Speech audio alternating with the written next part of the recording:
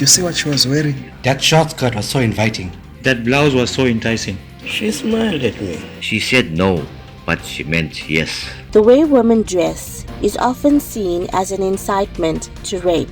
Breaking this cultural misnomer, 3 dummies dressed in clothes worn by rape victims was the talking point at a special commemorative event in observance of Women's Month, hosted by the United Nations Office on Drug and Crime in partnership with the Kwa-ZuluNatal National Prosecuting Office. Dr. Linda Naidu, coordinator of the Gender-Based Violence Program for the UN in the SADC region, said it was important to debunk these stereotypes. For me, as a UN, we need to be able to work collectively with everybody involved to be able to look at where are the shortcomings, what can we change, how can we look at new prevention options, because South Africa has been great in terms of policy and legislation and all these new practices, but are we really making that change?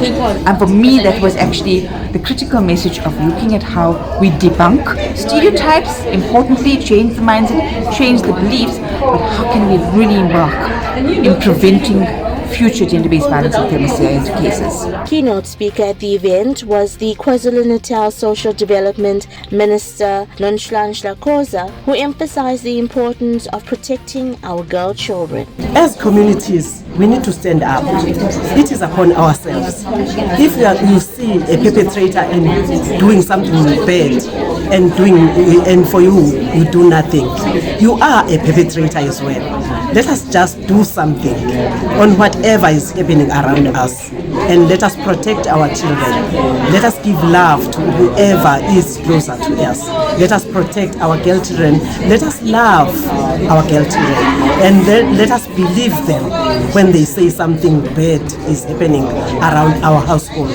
Because every gender-based violence, it starts with us.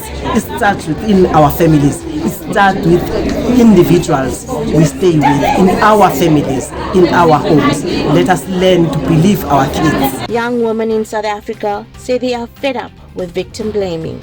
If what we were wearing caused us to be sexually assaulted, then were these victims at fault? We should be able to feel comfortable in our own clothes from our own closet without worrying about what would happen. We've grown up with this idea that if people come home, if people come to our safe space, we should have to change ourselves, dress more appropriately. And I believe that as a culture, as a tradition, as a household unit, we should all work towards being able to creating that safe space in our household, creating that safe space outside of our household. We should be safe to be who we are. Our guys that are around us, they need to protect us, and we need to be comfortable knowing that even if we are dressed up in our sexy attire that we feel comfortable in, our brothers are not going to look at us as a target, but they're going to protect us from others who may not know us. My clothing is not a form of consent to you, and blaming the victim only keeps us away from understanding and solving the problem. I have a right to say no. No is no. Support us women for our safety and our choices.